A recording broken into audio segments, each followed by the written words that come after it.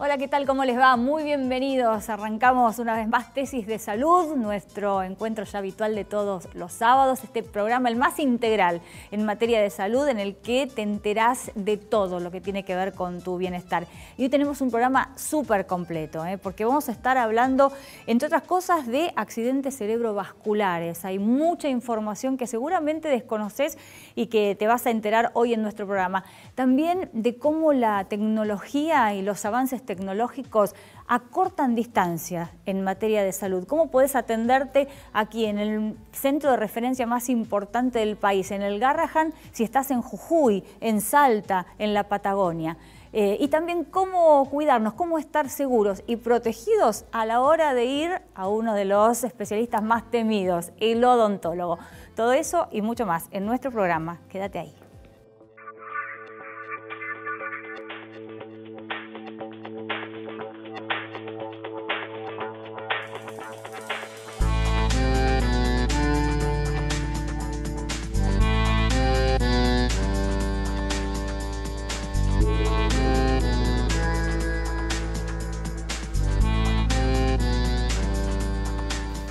Bueno, por suerte las tecnologías nos ayudan muchísimo en materia de salud, no solamente para descubrir nuevos tratamientos, para avanzar en todos los sentidos en cuanto a los medicamentos, etcétera, sino también para acortar distancias de alguna manera. Estamos con el doctor Roberto Debá, que es médico infectólogo, además coordinador de Relaciones Institucionales del Hospital Garrahan. Gracias, Doc, por estar una vez más acá con nosotros. Y vamos a hablar de esto, de la salud digital, ¿no? De cómo con la ayuda de la tecnología podemos llevar salud a la distancia de alguna manera, ¿no? Sí, sin ninguna duda.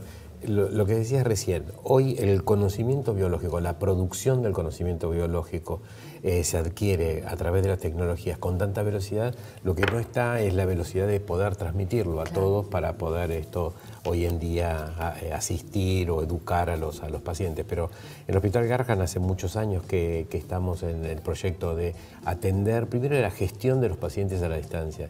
Y en los últimos años hicimos una gran modificación y hoy por hoy conformamos un programa nacional de telemedicina. Y telemedicina es la atención de los pacientes a la distancia. Es decir, hoy un paciente en cualquier parte del país puede atenderse en el Hospital Garrahan a través de las tecnologías de la información y comunicación, videoconferencias, plataformas electrónicas. Y el país, el país está dividido en dos sectores. La mitad del país para arriba son hospitales pediátricos, el sistema público, y la mitad del país para abajo son hospitales generales que tienen servicios de pediatría. Y todos estos, hay más de 270 centros que están conectados con nuestra central en el Hospital Garrahan de telemedicina y hacemos asistencia de pacientes. ¿De centros? 270 centros. Sí, es muy importante porque son todos los hospitales pediátricos más todos los hospitales generales. Estamos hablando de sistema público de asistencia de pacientes. ¿Y cómo funciona? Bueno, hay dos maneras. Una llama, son palabras medio raras, pero una manera asincrónica y otra sincrónica. La manera sincrónica, todos estos centros hospitalarios, a través de la computadora y a través de una plataforma, una plataforma como si fuera mail, envían la consulta, nuestros médicos del hospital la reciben y la devuelven respondida. Vía escrita, digamos. Vía escrita, pero adjuntándose todos los estudios de los pacientes. Entonces se hace un análisis de ese caso. Tenés como una historia clínica. Es una historia clínica, exacto. Esa historia del paciente se lo analiza entre los médicos y se devuelve la información completada de lo que puede tener el paciente o qué hay que hacer con el paciente. Ahora, ¿quién decide hacer esta consulta? ¿El médico que lo está atendiendo? El médico porque necesita una interconsulta. Exacto, porque nosotros tenemos armado en estos 270 centros que llaman oficinas de comunicación a distancia. Está armado el sistema de la red de atención. Ahora, puede ser que no sea posible que a través de la computadora uno se pueda solucionar el problema del diagnóstico o el tratamiento. Entonces, en ese momento, lo que se hace es se pasa a otro tipo de consulta que se llama consulta sincrónica, que es el ver a los pacientes a través de videoconferencia, el médico, el paciente y el padre en conexión con nosotros. Claro, y ahí, con la guía del médico local. Exactamente. Van haciendo una observación del paciente. El cuadro clínico del paciente. Pero en los últimos 2 años hicimos un salto un poquito más importante y a través de atendiendo pacientes en línea, pero pacientes graves. Antes eran pacientes ambulatorios que tenían una consulta que no requería una internación. Pero a partir del 2016-2017 empezamos a atender pacientes graves, pacientes en terapia intensiva. Entonces, por ejemplo, la terapia intensiva de Santiago del Estero, que es un hospital que se llama Sepsis, está conectada con la terapia intensiva de nuestro hospital y todos los días los dos equipos médicos analizan las complicaciones de los pacientes y dan las soluciones a ese problema. O sea, están monitoreados Exactamente. desde aquí. Esto fue en el 2016-2017 y hoy ya tenemos 5 terapias intensivas conectadas con el hospital y en los próximos días toda la provincia de Chubut, que son 3 terapias intensivas pediátricas, Comodoro de Rivadavia, Trelew y Puerto Madryn, están conectados con el hospital. Y de esta manera, los pacientes graves también, que antes tenían que subir a un avión sanitario con todas las condiciones de gravedad, con las complicaciones que pueden pasar en un traslado aéreo, hoy por hoy se sienten no solo acompañados académicamente, sino con probabilidad de realizar estudios a la distancia que hacen que ese paciente no tenga que ser trasladado. Claro. ¿Y cuánto se redujo el tema de los viajes que Bueno, tenían que hacer en el los 2014 países? nosotros teníamos 5.000 consultas de segunda opinión que le llamamos al centro nuestro de oficina de comunicación a distancia. 5.000 por año, chicos que deberían viajar. Esto, en ese momento, a través de las tecnologías que había en el 2014, el 20% tenía que volver. Pero hoy, en el 2018, solamente el 1.5%. O sea, casi todos los niños se quedan en sus lugares. Tenemos encuestas de conformidad y de satisfacción por parte de los padres y es altísima, porque, bueno, no tienen que moverse, no se desarraigan en la escolaridad laboral, económico, ¿no? Sin ninguna duda. Y todo procesos tecnológicos y de atención también ocurren dentro de las provincias. Entonces nosotros hoy decimos somos una red que conectamos al país, pero también instalamos redes dentro de las provincias y ese manejo de la telemedicina también está creciendo dentro de las provincias y eso es absolutamente innovador. ¿Y cómo se entrena a los médicos locales que están en esos...? Bueno, tenemos médicos y administrativos en esas oficinas de comunicación a distancia. A los administrativos y a los médicos los entrenamos en la utilización de la plataforma electrónica y la utilización de los equipos de videoconferencia. Se entrenan cómo es el funcionamiento del proceso, qué cosas sí se pueden hacer y qué cosas no se pueden hacer y cuáles son las responsabilidades a la distancia de este grupo médico que atiende a los pacientes y cuál es nuestra responsabilidad también en el hospital para la asistencia. ¿Cómo ha cambiado la vida de los médicos con esto, no? Desde el radiollamado. No. Por eso la salud digital. O sea, la telemedicina es un pedacito de la salud digital. Yo digo siempre la salud digital que si es una pelota, como si fuera una pelota de fútbol, tiene 4 aristas. Una es la asistencia al paciente. Otras son las tecnologías, las aplicaciones. Hoy a través de aplicaciones podemos, bueno, a través de inteligencia artificial hasta se puede hacer diagnóstico bastante acercado. Y uno dice, bueno, pero es una aplicación. No, bueno, hay centros en Estados Unidos, hay un gran centro de oncología que utiliza la inteligencia artificial, es decir, algoritmos de decisión para decir cuál es el tratamiento oncológico mejor para tal paciente. Y los médicos hacen lo que hoy por hoy estos aparatos de IBM, que se llama Watson, de inteligencia artificial, deciden cómo hacerlo. No es el futuro que viene es un futuro. Hay que ayornarse, pero día a día porque esto va cambiando. Ahora, no tienen vida ustedes porque está el WhatsApp, mira lo que tengo por la camarita del teléfono con los médicos, es un problema también. Un problema, pero claro, sí. Tienes un pro y sus contras. No, es un problema y debería no utilizarse tanto como se utiliza de esa manera. Porque, por ejemplo, el WhatsApp, cuando uno saca una foto, esa foto cambia de color, se comprime y lo que está viendo el médico es algo diferente a lo que tiene el paciente. Hay cosas, o sea, el consultorio no se reemplaza. No se reemplaza. Sí, hay que utilizar los medios de comunicación, las tecnologías de comunicación adecuadas para poder transmitir la información médica de forma adecuada y que pueda ser ver o escuchada de una manera determinada. Bienvenidos a los cambios, hay que usar ¿no? todo lo positivo de los avances tecnológicos. Sin ninguna duda. Descartarlo lo malo. Gracias, Doc, un placer como siempre. Y la próxima hablamos de temas de infectología propiamente dicho. Un placer. Adiós.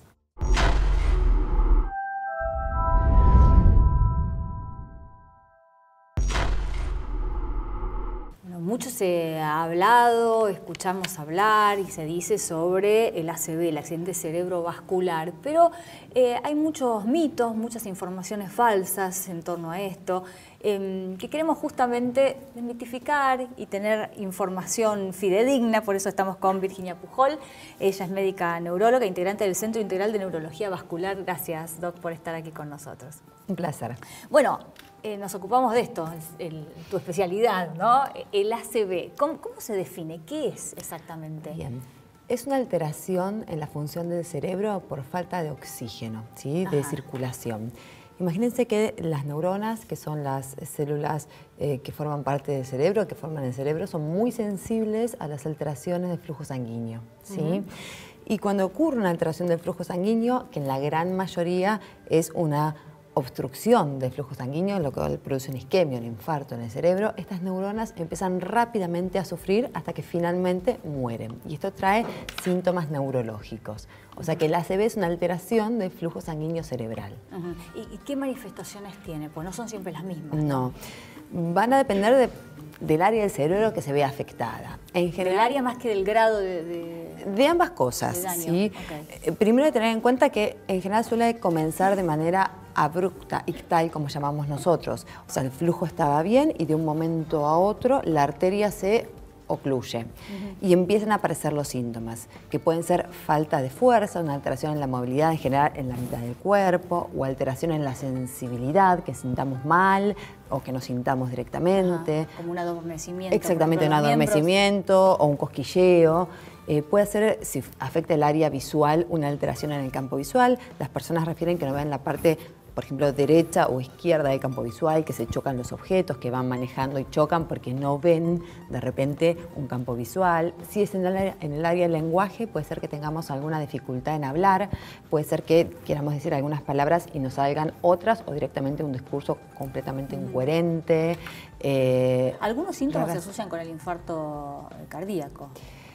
En realidad los síntomas son un poco diferentes porque en el infarto cardíaco el daño es en el corazón, entonces suele dar más síntomas, por ejemplo, de dolor de pecho, claro, de falta de aire, pero en lo que son, digamos, somos primos hermanos y en general, digamos, compartimos los factores de riesgo, o sea, que son las enfermedades que predisponen a que aparezca el infarto cerebral o el infarto de miocardio. Vamos ahí, ¿cuáles son los factores de riesgo? Bien. Los más comunes son la presión alta, el tabaquismo, el colesterol elevado, el sedentarismo, las alteraciones en la glucosa en sangre, como la diabetes, ciertas arritmias cardíacas. Básicamente es una vida poco sana, poco saludable. Ahora, más allá de estos factores de riesgo que estábamos mencionando, ¿hay una predisposición genética? ¿Hay gente que tiene una tendencia a poder sufrir un ACV más que otros? Existen los factores de riesgo modificables y los no modificables. Los modificables son los que te conté, que es lo que podemos nosotros cambiar. Después están los no modificables, que lamentablemente no podemos cambiarlos. Uno de ellos es la edad. Podemos hacer un montón de cosas, inclusive estéticas, para vernos mejor, pero envejecemos y las arterias envejecen. Obviamente hay que intentar hacerlo lo más saludablemente posible. Y otro es la predisposición genética. Sí hay cierta predisposición genética para que las arterias del cerebro enfermen. De hecho, siempre la gente popularmente dice, pero ¿cómo puede ser que tal persona, por ejemplo, fumaba mucho y no le pasaba nada, y otra persona fumaba lo mismo y tuvo esta enfermedad? En general tenemos una predisposición que nos hace más o menos sensibles a los factores de riesgo. ¿Y tener un familiar que lo haya sufrido te predispone también o tenés que tener más cuidado? Sí, en general tener uno y más familiares con antecedentes cerebrovasculares nos predisponen a tenerlos. Nos están diciendo, ojo, que ya sabemos que viene de una familia donde hay una predisposición. Tendríamos que estar un poco más alertas para justamente cambiar todos estos hábitos y cuidarnos y prevenir. Claro, básicamente lo que hay que hacer para cuando uno sabe que tiene esa predisposición es estar alerta con los factores de riesgo. ¿Hay alguna otra cosa que se pueda hacer? ¿Algún estudio? Obviamente lo que tenemos que hacer son chequeos médicos. Vamos a llevar una vida saludable, podemos hacer ejercicio, comer bien, pero tenemos que asegurarnos que eso se vea reflejado en que nuestra presión arterial sea la correcta, que la glucemia sea la correcta, que el colesterol, o sea que lo primero que deberíamos hacer es tener un chequeo por lo menos anual con un médico clínico que irá evaluando sobre nuestra edad, nuestros antecedentes y todo, qué estudios hay que ir haciendo. Lamentablemente no existe un estudio que yo me pueda hacer y me diga, tiene X porcentaje de riesgo o esto le va a pasar. Sí podemos prevenir e ir controlando todos estos factores. ¿Cómo se actúa ante los síntomas que mencionabas? Esto es importantísimo. Tenemos tratamiento para dar, para intentar, para que la gente entienda, destapar las arterias, ¿sí? Y que vuelva el flujo, sobre todo, obviamente, cuando es algo isquémico. Este tratamiento lo podemos dar endovenoso, es una medicación que se pasa por vena, ¿sí? Y actualmente tenemos también la posibilidad de hacer un tratamiento endovascular. En algunos casos, sacar mediante catéteres el trombo. ¿Qué es lo dificultoso de esto? Que tenemos muy poco tiempo desde que empiezan los síntomas. Para el tratamiento endovenoso, porque pasado cierto tiempo el tratamiento pasa a ser más dañino que beneficioso. Por ejemplo, para el tratamiento endovenoso tenemos 4 horas y media. Parece muchísimo, pero no lo es. Nada. Imagínense en su casa, se dan cuenta de que está el síntoma, avisan, o a un familiar, a un compañero, llaman al servicio de emergencias, se trasladan a un centro médico, si bien en una gran ciudad como Buenos Aires, saben que a veces una hora mínimo. Hacer 20 cuadras nos puede llevar 1 hora. Sí. Llegamos al centro, nos tienen que evaluar, todo eso en menos de 4 horas y media. Wow. Los médicos intentamos hacer lo máximo posible cuando el paciente entra al centro, pero obviamente todo lo que pasa de la puerta del centro para afuera, mucho depende... No lo puedes controlar, claro. Mucho depende de la persona, de que sepa qué hacer, que sepa cómo reaccionar. Entonces, que sepa leer el síntoma, ¿no? Porque totalmente. Quizá te decís, bueno, nada, estoy cansado, tengo Las veces que los pacientes nos cuentan que se van a dormir, que de repente dicen, no puedo hablar, noté que no veía bien, o mi marido no podía mover la mitad del cuerpo, entonces le dije que se acostase a dormir una siesta a ver si pasaba. Mirá. Y ahí perdimos la oportunidad de actuar, tratar e intentar revertir el síntoma. Ahora, cuando el daño se produce, ¿qué consecuencias tiene y qué daño provoca, ¿no? Cuando ya bueno, esa arteria está obstruida y pasa el tiempo, no la pudieron desobstruir? Esto es también muy importante tu pregunta, porque la gente no sabe esto. No sabe que en el mundo y también en la Argentina el accidente cerebrovascular es una de las primeras causas de muerte y la primera causa de discapacidad. Si uno encuentra una persona mayor de 40 años que tiene una dificultad para hablar o para caminar y le pregunta cuál fue la causa, probablemente le diga un accidente cerebrovascular. Y esto la gente no lo sabe. Cuando tenemos una ACV y nos deja un síntoma, ya sea motor, ya sea de visual, ya sea de lenguaje, lo que tenemos que saber es que esto podemos intentar recuperarlo, ¿sí? Esto se hace con rehabilitación. El cerebro es increíble y muchas veces tiene una capacidad que se llama neuroplasticidad de lo que pierde por un lado, intentar recuperarlo por otro lado. Activar vías que tal vez no estaban activas para suplir ese déficit, esa falta, esas neuronas que digamos, dejaron de funcionar. Obviamente depende del grado y la severidad de la ACV, cuánto pueda ese cerebro intentar suplir ese déficit. Lo importante es que una vez que ocurrió, no es que ya no podemos hacer nada más, sino que podemos recuperar con rehabilitación y eso lo tenemos que hacer activamente y que nunca es tarde. ¿Las secuelas dependen del lugar donde ocurre el accidente cerebrovascular? Exactamente. Y a veces rehabilitar no significa siempre recuperar la misma función que teníamos, sino aprender, tal vez con el pequeño déficit que nos queda o con el gran déficit, a vivir una vida plena y lo más independientemente posible. Perfecto. Bueno, aprendimos muchísimo, ¿Viste? Como decía, hay muchas cosas que uno piensa que son de una manera y la verdad que son completamente de otra, pero rescatamos entre muchas de las cosas que nos dijiste, la importancia de reaccionar ante el mínimo síntoma porque es vital. Esos minutos que se pueden llegar a perder te pueden cambiar la vida. Totalmente. Doc, muchísimas gracias. Un placer. Muy interesante. Gracias.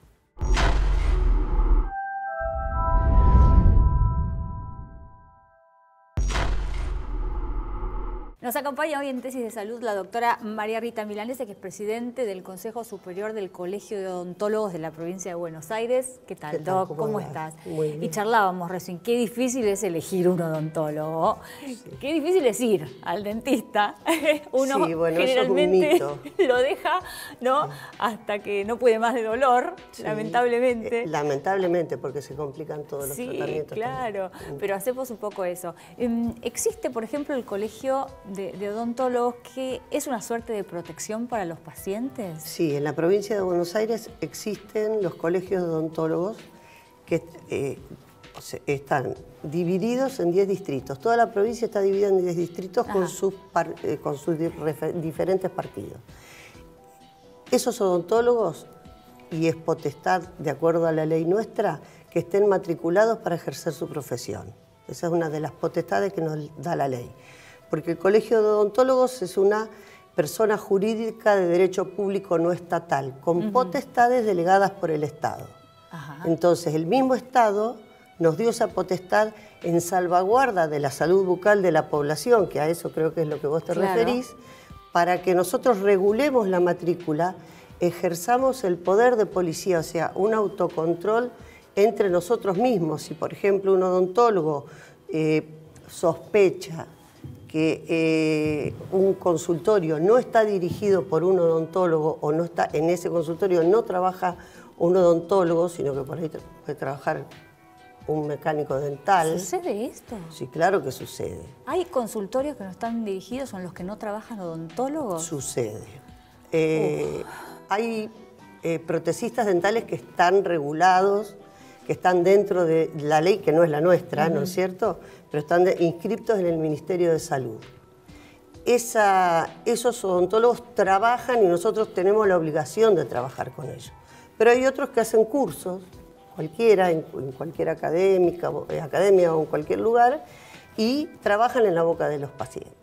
¿Y cómo podemos hacer para estar seguros que no caemos en manos de una de estas personas? Bueno, primero la población tiene que saber que el protesista dental es un auxiliar del odontólogo, ¿verdad? Entonces, no puede ir a hacerse una prótesis a un odontólogo porque eso es intrusismo, es ejercicio ilegal de la odontología. El mismo protesista dental con el que nosotros trabajamos sí está autorizado. Pero para hacer las prótesis, no quizá para hacer las prótesis que nosotros le encomendamos. Perfecto. Pero no para hacer las prótesis, no puede trabajar en el paciente. ¿Y cómo hacemos para estar seguros entonces que el título que tienen es el habilitante, el que corresponde, es de odontólogo? ¿Cómo lo chequeamos como pacientes, digo, ¿no? Como paciente lo podés chequear. Por ejemplo, los odontólogos que trabajan en las obras sociales son todos odontólogos, porque las obras sociales te exigen, en la provincia estamos hablando, en la provincia, bien. En la provincia. Te exigen la matrícula. Para poder ejercer la profesión odontológica vos tenés que estar matriculado en la provincia de Buenos Aires, en el distrito donde vos vas a ejercer, donde vas a ejercer la profesión. Bien, y entonces, ¿el colegio, cuál es la función del colegio de odontólogos? Bueno, entre las potestades que nos otorgó el Estado es esa, la regulación de la matrícula, ese poder de policía que yo te decía, y la parte deontológica, que es la parte que se refiere a la ética, sobre todo en las profesiones médicas, regular el ejercicio de la ética. Además de todo eso, ya te repito, en salvaguarda de la salud bucal de la población, y además defender la dignidad y el honor de los odontólogos, la remuneración justa y equitativa de estos odontólogos, porque no en todos lados se paga lo mismo. No. Hay una diferencia abismal, ¿no? En tratamientos odontológicos según en qué consultorio caigas. Y según la obra social también, pero ese es otro tema. Hay obras sociales que, por ejemplo, en los distritos del conurbano pagan menos que en otros distritos. ¿Por el mismo trabajo? Exacto. Ay, muy inteligente, te felicito. Por el mismo trabajo. Estamos haciendo todo la misma profesión. Entonces, la odontología es la misma para toda la provincia. Y ahora, si el paciente detecta que el odontólogo no está trabajando bien o no hace, ¿puede acudir al colegio de odontólogos para hacer la denuncia? Sí, cómo no. Por eso nosotros tenemos un gobierno, digamos, porque lo tenemos en la Constitución, ¿no? Y además tenemos un gobierno, si se quiere, tripartito, que está formado por el Consejo Directivo, la Asamblea y el Tribunal de Disciplina. Entonces, si ese consejo directivo considera que la denuncia hecha por ese paciente amerita que ese odontólogo tenga una causa disciplinaria, porque realmente puede suceder que que no, que el paciente diga eso porque tiene animosidad contra el odontólogo, lo que sea. Si el consejo, ya te digo, amerita, considera que eso amerita una causa disciplinaria, lo lleva a tribunal disciplinario, se hace lo que corresponde, el sumario, se hace el descargo de ambas partes, tanto del profesional como del paciente, y bueno, el tribunal resuelve. Eso es aparte, una vez que el consejo directivo resuelve, eso queda en manos del tribunal disciplinario. Es decir, que el colegio tiene la función de proteger a los odontólogos en sí mismos, pero también a toda la comunidad. Es la protección de la salud de la comunidad.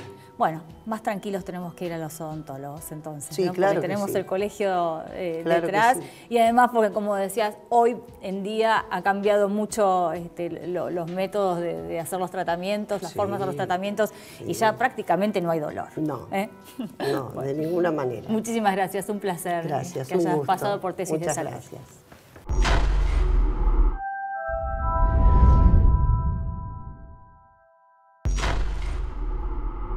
Y hasta aquí llegamos. Este es el final de Tesis de Salud del día de hoy, pero tenemos revancha la próxima semana. Te esperamos como siempre. Que tengas un lindo día. Chao.